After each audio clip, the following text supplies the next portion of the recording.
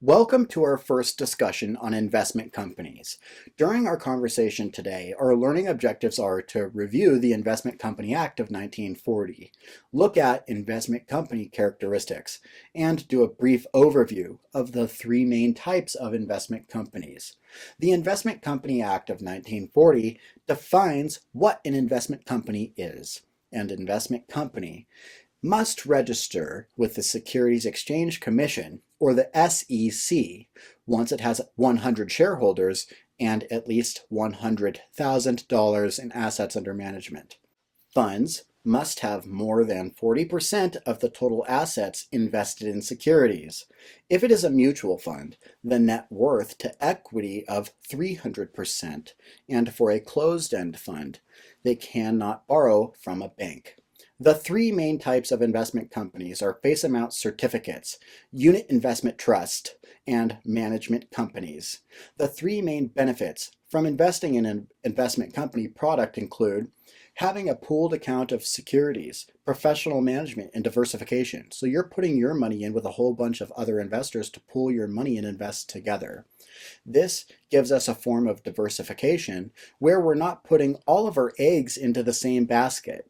And finally, we have professional selection, somebody who works as an investment advisor who makes all the appropriate stock trades on your behalf for the portfolio.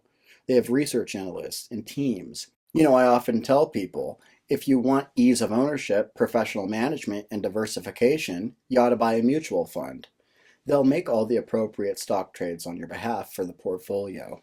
In order to be defined as a diversified investment company, a fund must have 75% or more of their total assets meet the following two stipulations. 10% invested in any one company, regardless what type of security, and 5% ownership in another company's voting stock. If those two benchmarks are met, the other 25% of the portfolio can be invested however the investment advisor sees fit, as long as the securities meets the objectives of the fund. So what are some different types of investment companies? The first one is a face amount certificate company. These are no longer being used in the market. They were forced savings plans that would invest in debt instruments. And so a face amount certificate is a type of investment company. However, they no longer exist. So the questions that I would anticipate would be centering around the fact that these are one of the three types of investment company products, but we no longer see them utilized in the market. Next, we have a unit investment trust. It's established under a trust indenture that will assign trustees or a board of trustees. With a unit investment trust, it is a fixed portfolio, so we can invest in stocks and or bonds. And with it being a fixed portfolio, the securities can never change in the unit investment trust portfolio, meaning they don't change, they always stay fixed. And they have a finite life or a stipulated end date. There is no manager for a unit investment trust, so they should have no management fee, which means they're more cost effective for investors. The ownership of a unit investment trust is referred to as a share of beneficial interest, or an SBI. What are the benefits of investing in a UIT? Well, they have liquidation. They can either trade in the secondary market, you need to have a Series 7 in order to trade, or they can be redeemed back to the issuer. You can have a much more specific target market, which means that specific investments can meet a specific goal. And finally, lower ongoing costs because they have no manager or management fee.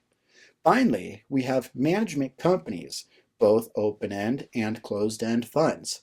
These are a portfolio of securities where you have an investment advisor actively managing the portfolio for investors. Both open-end and closed-end funds can invest in any security that meets the objective for that portfolio. We'll talk more about management companies in detail, specifically open-end funds, in a later module. So, our learning objectives for this session today has been to do a light review of the Investment Company Act of 1940. We've also looked at investment company characteristics and also went over an overview of the different types of investment companies, both open-end and closed-end funds. That concludes our session today. Go over to millionairesintraining.com and take your practice exam simulation tests. Study thoroughly, work hard so you can beat this thing. You'll never have to do it again. So get through this and learn this so that you can remember these concepts for the rest of your life and help others pass the test if you'd like to. Grow a team and build a big business. We have built an unparalleled development and training system over at Millionaires in Training. We've ensured that new people can come on and do as good of a job as we do or better so that, eventually our teams and us don't have to be there forever. This is a duplicatable and efficient licensing system. I want you to take advantage of it. We've made it free. So please use this so you can pass your tests. We've come into your life for a reason and a season. The reason is to pass your test, and the season is however long it takes. I'm Colin Kleck, representing millionairesintraining.com. I'll see you in the next video.